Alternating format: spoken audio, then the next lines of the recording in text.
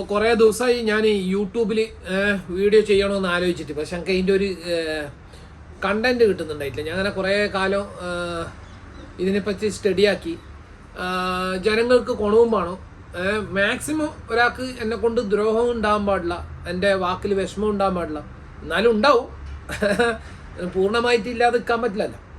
അപ്പം എൻ്റെ കണ്ടന്റ് എന്ന് പറഞ്ഞാൽ നമ്മളിപ്പോൾ നമ്മളെ നാട്ടിൽ നടക്കുന്ന കാര്യങ്ങളും നമ്മളെ അടുത്ത വട്ടത്ത് നടക്കുന്ന കാര്യങ്ങളെല്ലാം അറിയുന്നുണ്ട്. പക്ഷെ ഇൻ്റർനാഷണൽ ലെവലിൽ നമ്മളെ നാടിനെ കുറിച്ച് എന്താണ് അഭിപ്രായം, നല്ലതാണോ മോശമാണോ അല്ല എങ്ങനെയാണ് എന്നുള്ളതിനെ കുറിച്ചിട്ടൊന്നും ആരും അങ്ങനെ കൂടുതൽ സംസാരിക്കുന്നില്ല. ഓരോരോ അവരവരെ ശൈലിയിൽ സംസാരിക്കുന്നത്. അപ്പം ഞാൻ തിരിച്ച് എൻ്റെ നാടൻ ഭാഷയിൽ സാധാരണ കുറിച്ചിട്ട് പറയാം. ഇപ്പം നമ്മൾ ഇന്ത്യൻ്റെ കാഴ്ചപ്പാട് പറഞ്ഞാൽ ബഹുമാനപ്പെട്ട നെഹ്റുജി സയൻറ്റിഫിക്കൽ ടെമ്പർ എല്ലാവരും കൊണ്ടുവരണോ എന്ന് 47 46 47 എനിക്ക് ശരിക്കും അറിയില്ല, ഇതെല്ലാം കേട്ടറിവാണ്, കൊണ്ടുവന്നു. അതിൻ്റെ ശേഷം കുറേ ഭരണാധികൾ വന്നു. ബഹുമാനപ്പെട്ട ഇന്ദിരാഗാന്ധി, രാജീവ് ഗാന്ധി, മൻമോഹൻ സിംഗ്, വാജ്പേയി, ഇങ്ങനെ ഓരോ മോദിജി, കുറേ ആളെ വിട്ടുപോയിട്ടുണ്ടാവും, ക്ഷമിക്കണം. അപ്പോൾ നമ്മൾ കൂടുതൽ നമ്മൾ സയൻസിന് ആരെ കൊടുക്കുന്നത്. ഇപ്പം ഇന്ന് ഞാൻ സംസാരിക്കുന്നത് 2025 1 തുടങ്ങണമെന്ന് വിചാരിച്ചു, പക്ഷെ ഞങ്ങൾക്ക് പറ്റിയില്ല എന്ത് എടുക്കണമെന്ന്. ഇപ്പം നമ്മളെ നാടിനെ കുറിച്ചിട്ട് നമ്മളെ നാടുകാരിലെ ആളും നമ്മൾ പൊക്കി പറയുന്നതിന് ഒരു കാര്യമില്ലല്ലോ.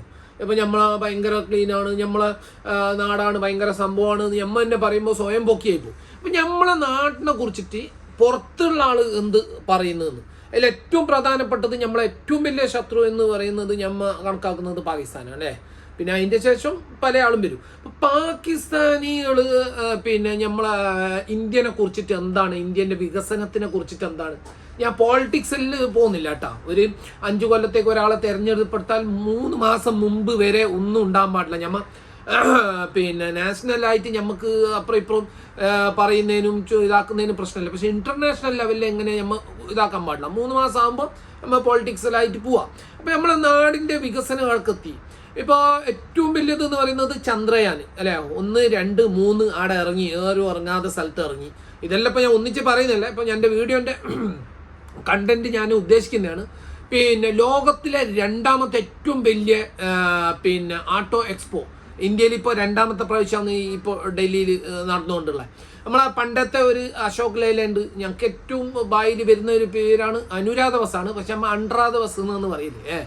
ആ ബസ്സിൻ്റെ ബോഡിയും അതേ കമ്പനി ഇന്ന് പ്രകാശായിട്ട് ജോയിൻ ചെയ്തിട്ട് സ്ലീപ്പർ കോച്ച് ഉണ്ടാക്കി. അങ്ങനെ ഇപ്പോൾ അത് നടക്കുന്നുണ്ട്. ലോകത്തിലെ ഏറ്റവും കൂടുതൽ സാറ്റലൈറ്റിൽ കൊണ്ടുപോകുന്ന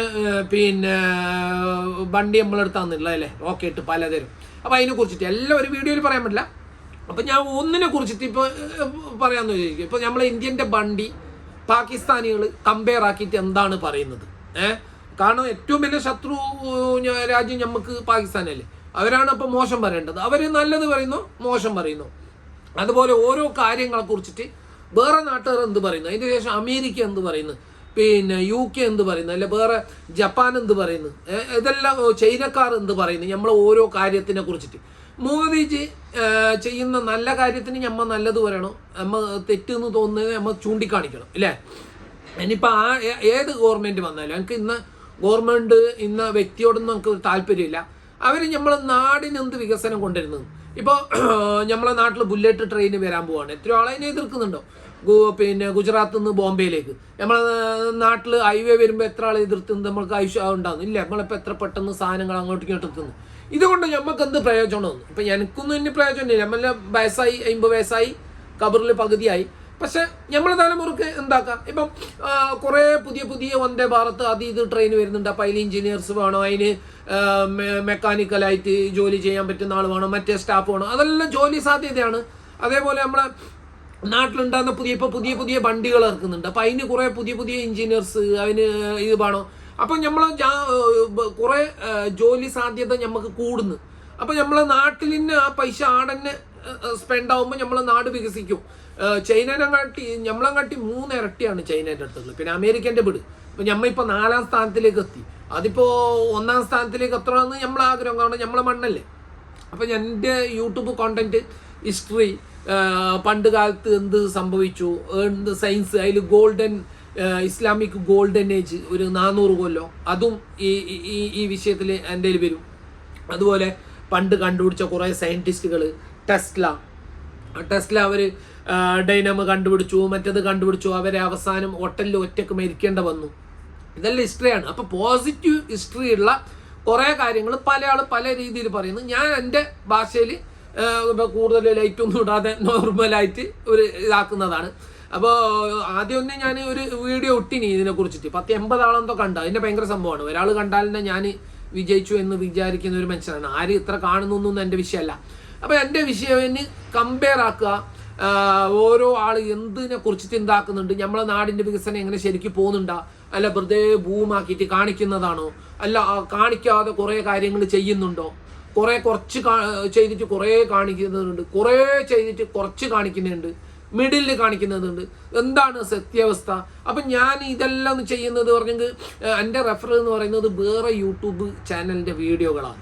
അല്ലാതെ എൻ്റെ അടുത്ത് പിന്നെ പുസ്തകങ്ങളോ എൻ്റെ റൈറ്റിംഗ് ആയിട്ടുള്ള ഒരു എവിഡൻസ് ഒന്നും എൻ്റെ അടുത്തില്ല. ഓരോ ചാനലിൽ വരുന്ന ഓരോ കാര്യങ്ങൾ ഞാൻ ഇതിൽ പറയണമെന്നുണ്ട്. അപ്പോൾ ഇത് ആദ്യത്തെ വീഡിയോ അല്ല, എൻ്റെ 2ാമത്തെ വീഡിയോ ആണ്. അപ്പോൾ ഞാൻ വെറും ആ കാര്യങ്ങൾ മാത്രം വെച്ച് കഴിഞ്ഞെങ്കിൽ എല്ലാ ജനങ്ങൾക്കും ഗുണം പിടിക്കൂലല്ലോ. ഗോൾഡൻ ഇസ്ലാമിക് ഏജ് മാത്രം ഞാൻ ചെയ്യാമെന്നാണ് വിചാരിച്ചത്. പക്ഷെ അത് എല്ലാ ജനങ്ങൾക്കും ഗുണം പിടിക്കില്ല. അപ്പോൾ എല്ലാ ജനങ്ങൾക്കും ഗുണവും പിടിക്കണം. നിങ്ങൾക്ക് അഭിപ്രായം പറയാം, എന്നെ തിരുത്തി തരാം. ഞാൻ ഇത് എനിക്ക് സ്വയം പഠിക്കാൻ വേണ്ടിയിട്ടാണ് ഞാൻ ഈ വീഡിയോ ചെയ്യുന്നത്. അപ്പോൾ നമ്മളെ സയൻറ്റിഫിക്കൽ ടെമ്പർ എങ്ങനെ കൂടുതൽ ഇതാക്കുക, അതുകൊണ്ട് നമുക്ക് എന്ത് ഗുണം? ഓറത് ചെയ്തല്ല വൈ നമ്മളെ കൂടുതൽ മെയിൻ വരുന്ന അതാണ്. ആടെ ട്രെയിൻ ഓടിയിട്ട് നമുക്ക് എന്താ ഗുണം? ഈടെ റോഡായിട്ട് നമുക്ക് എന്താ ഗുണം? ആ റോഡിൻ്റെ സൈഡിൽ നല്ല നല്ല ഹോട്ടൽ, നല്ല നല്ല റെസ്റ്റോറൻറ്റ്, നല്ല നല്ല പല കാര്യങ്ങൾ, പാർക്കുകൾ, നിങ്ങൾക്ക് എന്തെല്ലാം ചെയ്യാൻ പറ്റും. ഇനി പോകുമ്പോൾ മാത്രമല്ല, ഇപ്പം ലോകത്തിലെ 2ാമത്തെ ഏറ്റവും വലിയ ബണ്ടിൻ്റെ പിന്നെ ഇത് ഡൽഹിയിൽ നടക്കുമ്പോൾ നമ്മൾ ഇപ്പോൾ നാട്ടിൽ നിന്ന് വികസിപ്പിച്ച ഒരു സ്പെഷ്യൽ ഒരു ഓട്ടോറിക്ഷ ഉണ്ട് നോട്ടാ, അത്ര സ്പെഷ്യലായിരുന്നു, ഒരു ഇന്റർനാഷണൽ ക്വാളിറ്റിയിൽ ഉണ്ടാക്കിയെങ്കിൽ അതവിടെ പോയി വരുന്ന പോലും പ്രദർശിപ്പിക്കുക. അപ്പം നമ്മൾ ഇവിടെ ഇന്റർനാഷണൽ ലെവലിൽ പോകും. ഇവിടെ ഇപ്പോൾ വെറും നമ്മളെ നാട്ടിൽ 100 വിൽക്കുന്നത് ഇന്റർനാഷണൽ ലെവലാകുമ്പോൾ 1000 ആവും. അപ്പം അതിനെല്ലാം സാധ്യതയാണ്. നമ്മൾ ആദ്യം വിടേണ്ടത് ഞമ്മക്കെന്ത് കിട്ടും. ഇപ്പം ഞാനിവിടെ ദുബൈയിൽ നിന്ന് ഇങ്ങനെ ചെറിയ പണിയെടുക്കുന്നു, ഇല്ല അറിയുന്നില്ല. ഇപ്പം എൻ്റെ മക്കൾ പുറത്ത് പോയിട്ട് പണിയെടുക്കണമെന്ന് ആഗ്രഹമുണ്ട്. പക്ഷെ നാട്ടിൽ നിന്ന് നല്ല പണി കിട്ടുന്നത്, നല്ല എഞ്ചിനീയറാണ്, നല്ല വേറെ ഒന്നും കാര്യം കിട്ടുന്നെങ്കിൽ ആ ഗുണമല്ലേ. അപ്പോൾ ഒരു നാട് വികസിക്കുമ്പോൾ എല്ലാവർക്കും ഗുണമാണ്. ഒരു മരം വികസിച്ചിട്ട് ഇങ്ങനെ തണലാവുമ്പോൾ അതിൻ്റെ അടിയിൽ ആരെല്ലാം ഉണ്ടെന്ന് നോക്കൂല, ആ തണൽ എല്ലാവർക്കും ഉപകാരപ്പെടും. അപ്പോൾ ഓരോ ഇലകളും നമ്മളെ തണലാണ്. അതിങ്ങനെ കുറേ ഇല ഒഴിഞ്ഞ് പോകുമ്പോൾ അവിടെ പുതിയ ഇലകൾ വരും. എൻ്റെ അങ്ങനെ വയസ്സായ ആളയിൽ പോകുമ്പോൾ അവിടെ പുതിയ പുതിയ ജനങ്ങൾ അവരെ അറിവിനനുസരിച്ചിട്ട് അവരവിടെ കയറി ഇരിക്കും, ഓരോ ഇല ഇരിക്കും പോലെ. അപ്പം നമുക്ക് കുറേ കാര്യങ്ങൾ നമ്മളെ അവിടെ എന്തായിപ്പോന്ന് പറഞ്ഞെങ്കിൽ ഒരു മതത്തിൻ്റെ കാര്യം തമ്മിൽ മതത്തിൻ്റെ ഉള്ളിൽ സംഘടനൻ്റെ കാര്യത്തിൽ പിന്നെ ഇങ്ങനെ ഉള്ളിൽ തന്നെ ആയിപ്പോന്നു. നമ്മൾ പുറം നോക്കാൻ പറ്റുന്നില്ല. നമ്മളെ പുരൻ്റെ ഉള്ളിലെ മുറ്റത്തിൻ്റെ ഉള്ളിലെ കാര്യങ്ങൾ തന്നെ ആയിപ്പോന്നു. അപ്പോൾ പുറത്തേത്ത് അപ്പോൾ കുറേ ആൾ പറയും ഈ പുറത്തേത്തെ കാര്യം നോക്കിയിട്ടൊന്നും എനിക്ക് ചോറ് കിട്ടുമോ, ചോറും കിട്ടൂല, കറിയൊന്നും കിട്ടൂല. പക്ഷെ നമുക്കിങ്ങനെ ഒരു അറിവല്ലേ. മനുഷ്യന്മാരും മൃഗങ്ങളും ആകെ വ്യത്യാസം എന്താ പറഞ്ഞെങ്കിൽ മനുഷ്യന്മാർക്ക് ചിന്തിക്കാനും ചിന്തിപ്പിക്കാനുള്ള കാര്യമുണ്ട് അല്ലേ. എല്ലാവർക്കും ഒരു എത്തിക്സ് ഉണ്ട് അല്ലേ, എല്ലാവർക്കും ഒരു യുക്തി ഉണ്ട്. യുക്തി എന്ന് പറഞ്ഞെങ്കിൽ നിങ്ങളെ ചിന്ത, ബുദ്ധി, അറിവ്, പഠിപ്പ്, ഇത് മൊത്തം കോക്ടെയിൽ എല്ലാം കൂടിയിട്ട് വരുന്ന ഒരു കാര്യമാണ് യുക്തി. അപ്പം അവരവരെ യുക്തി എന്താക്കണം ഉപയോഗിക്കാൻ, ചിന്തിക്കാനല്ല, ചിന്തിച്ചല്ല കഴിഞ്ഞിട്ട് വരുന്നതാണ് യുക്തി എങ്ങനെ ഉപയോഗിക്കുക എന്നുള്ളതാണ് നമ്മളെ മെയിൻ വിഷയം. അപ്പം എല്ലാവർക്കും യുക്തിയുണ്ട്. ജനിച്ചു കഴിഞ്ഞാൽ ഒരു കുറച്ച് ആലോചിക്കാൻ തുടങ്ങിക്കഴിഞ്ഞാൽ അവർക്ക് യുക്തി വരും. ഒരു കാര്യം വേണോ വേണ്ടെന്ന് തീരുമാനിക്കുന്ന പിന്നെ അവന് ചിന്തിച്ചിട്ടും അതിനെക്കുറിച്ച് പഠിച്ചിട്ടും അറിഞ്ഞിട്ടും പല കാര്യങ്ങളായിട്ടാണ് അവന് ലാസ്റ്റ് യുക്തി ഉപയോഗിച്ചിട്ട് അത് വേണോ വേണ്ടേ, അതിൽ പോണോ വേണ്ടേ, അല്ല അത് വെക്കണോ വെക്കണ്ടേ എന്നല്ല തീരുമാനിക്കുന്നത്. അപ്പം എല്ലാ മനുഷ്യന്മാർക്കും യുക്തിയുണ്ട്. യുക്തി ഇല്ലാതെ ഒരു മനുഷ്യന്മാർ ലോകത്തുണ്ടാവില്ല. അപ്പം നമ്മളെ ഈ നാടിൻ്റെ വികസനത്തിൽ നമുക്ക് പങ്കെടുക്കാൻ പറ്റും, എങ്ങനെ പങ്കെടുക്കാൻ പറ്റും, എത്ര പങ്കെടുക്കാൻ പറ്റും, എന്തുമില്ല. ഒരു ഇല്ലാത്ത കാര്യത്തിന് ഒരാൾ കുറേ പൊക്കി പറയുന്നെങ്കിൽ അത് ശരിയല്ല, അത്ര പൊക്കണ്ട, അത് ഉള്ളത് മാത്രം പറയുക. പിന്നെ വലിയ ഉള്ള കാര്യത്തിന് ആര് പറയാതെ നിൽക്കുമ്പോൾ അതും നമ്മൾ തെറ്റുകാരാണെന്നല്ലേ. നമ്മുടെ നാട്ടിലൊരു ഭയങ്കര സംഭവം സംഭവിച്ചു. ഒരു കണ്ടുപിടുത്തം പഠിച്ചു, നല്ലൊരു കമ്പനി, ഇപ്പോൾ റോയൽ എൻഫീൽഡ് UK പിന്നെ വിറ്റ കമ്പനിയാണ്. മദ്രാസ് മോട്ടോഴ്സ് എടുത്തിട്ട് ഇന്നിടെ അമേരിക്കയിലും ജപ്പാനിലും എല്ലായിടത്തും ഇപ്പോൾ റോയൽ മോട്ടോർ. അപ്പോൾ അവരെ നമ്മളെ സഹായിക്കാൻ പറ്റും. നമുക്ക് മേടിക്കാൻ പൈസയില്ല, മേടിക്കണ്ട, ഒന്നുമില്ലെങ്കിൽ അവരെ കുറിച്ചിട്ട് പൊക്കി പറയാം, പൊക്കണ്ട, ഉള്ളത് പറയാം. നല്ല ക്വാളിറ്റിയാണ്, ഇത്ര കൊല്ലായി ഓടുന്നൊന്നുമില്ല. അശോക് ലൈലുണ്ട്, എത്ര കൊല്ലായി ഇവിടെ ഓടുന്നു, എല്ലാ ലോകത്ത് പോകുന്നുണ്ട്. ടാറ്റ, ഇപ്പം മഹേന്ദ്രൻ്റെ ജീപ്പ്, അമേരിക്കൻ്റെ ജീപ്പിനെ അടിക്കാൻ.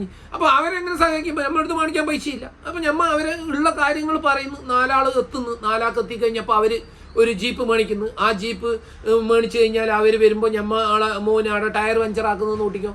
ആ പഞ്ചറായി മറ്റൊരു സ്റ്റിക്കർ ഒട്ടിക്കുന്ന ആൾ, മറ്റോ ഇഞ്ചിൻ്റെ പണിയെടുക്കുന്ന ആൾ, ഒരാൾ ഓയിൽ വെക്കുന്ന ആൾ, പിന്നെ വേറൊരാൾ അതിൻ്റെ ഡെക്കോർ ചെയ്യുന്ന ആൾ, വേറൊരു പാട്ടുപെട്ടി ഫിറ്റാക്കുന്ന ആൾ. അപ്പോൾ അതെല്ലാം നമുക്ക് ലാഭമാണെന്ന് വരുന്നത്. ഒരു കാര്യം ഉണ്ടായിക്കഴിഞ്ഞാൽ അതിൻ്റെ തണൽ എല്ലാവർക്കും കിട്ടും. അപ്പോൾ പിന്നെ ഇനി എൻ്റെ നെക്സ്റ്റ് വീഡിയോ വരാൻ പോകുന്നത് മോളിൽ തുടങ്ങാം. ഇപ്പോൾ ഏറ്റവും ലേറ്റസ്റ്റ് പറഞ്ഞെങ്കിൽ നമ്മളെ ഇന്ത്യയിൽ പിന്നെ ആട്ടോ ഇത് നടക്കുന്നുണ്ട് ഡൽഹിയിൽ. ഇന്ത്യൻ്റെ ഫുള്ള് പേര് ഞങ്ങൾക്ക് അറിയുന്നില്ല, ഇപ്പോൾ അതവിടെ എഴുതിയിട്ടുണ്ട്. അപ്പോൾ അതിനെ കുറിച്ചിട്ടാണ് ഇനി നെക്സ്റ്റ് വീഡിയോ. അതിൽ എത്ര വണ്ടി ഉണ്ട്, ആരെങ്കിലും യൂട്യൂബിൽ പറഞ്ഞില്ലെങ്കിൽ ആ ഇന്ത്യനെയും ബാക്കിയുള്ള അതിനെ എടുത്തിട്ട് അതിനെ ഞാൻ മലയാളത്തിലാക്കിയിട്ട് പറയുന്നു. നിങ്ങൾ ഇഷ്ടപ്പെടുവാണെങ്കിൽ എന്താക്കുക പറഞ്ഞെങ്കിൽ സബ്സ്ക്രൈബ് ചെയ്യണമെന്ന് അഭ്യർത്ഥിക്കാനേ പറ്റുമോ, അല്ലാതെ